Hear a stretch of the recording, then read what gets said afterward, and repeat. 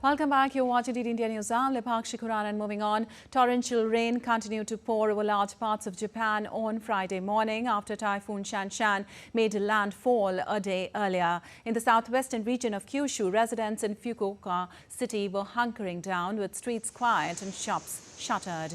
Airlines have also announced cancellations of hundreds of domestic and some international flights, along with the suspension of many ferry and rail services. The weather agency said the storm was expected to approach the central and eastern regions after moving from Kyushu.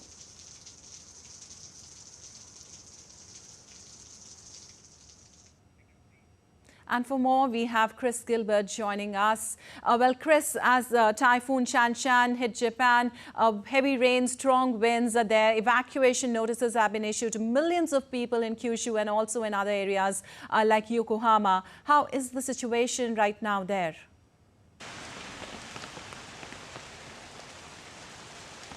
Well, one thing to understand about the evacuation orders is that it is a sliding scale from 1 to 5. 1 just please be prepared to evacuate, to all the way to level 5, which is, effectively forcing people to evacuate their homes. And that level 5 has only actually been applied to a few thousand people, despite, many reports saying that millions have been evacuated in Kyushu.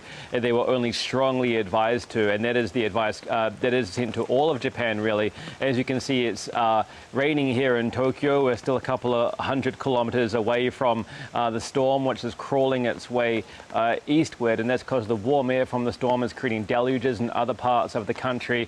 And that has really been continuing here in Tokyo and neighboring prefectures throughout Thursday night into Friday. It's just died off a little bit at the moment, which is much needed because several of the rivers here are at bursting point.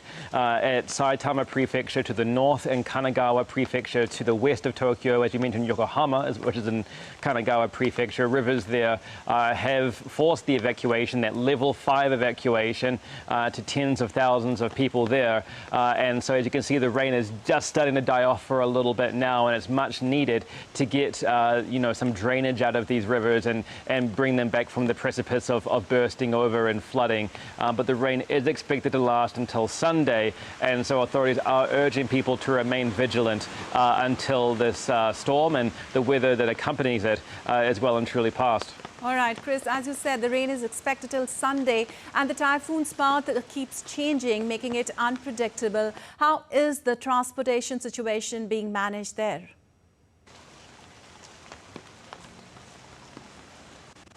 Yeah, it's a really good point. It is a very hard storm to predict because it's moving so slowly, and in fact it was meant to go straight up the main bulk of Japan, but now it looks like it's going to pivot eastwards, kind of just skipping below Tokyo rather than going over it.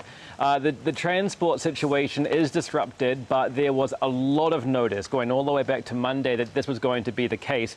The bullet train is really the main way that people get around between cities here. And back on Monday, the authorities were saying well in advance that the bullet train between major cities like Tokyo and Osaka and Fukuoka, all the way down the main body of the main central part of Japan was going to be disrupted, and it is disrupted now, and it looks like it's going to be for the next few days. Flights continue to be disrupted. Yesterday there was 600 flights affecting 33,000 passengers in and out of Kyushu affected. And also, just here in Tokyo, the main commuter lines in and out of the city to the far western suburbs are being disrupted, affecting lots of people trying to get in and out of work. Trees have been felled around the region, have fallen around the region, blocking roads, and most importantly, the Chuo Expressway, which is the one of the main highways to get in and out of Tokyo to the west and to the rest of the country to the west, has a part of that highway closed as well, creating blockages. So there is a lot of disruption and there is a lot of cleanup to do, but authorities are urging people to just hunker down and wait till it's over, and then they'll assess the damage and try and get things back up and running again. All right. Thank you so much, Chris, for all that update.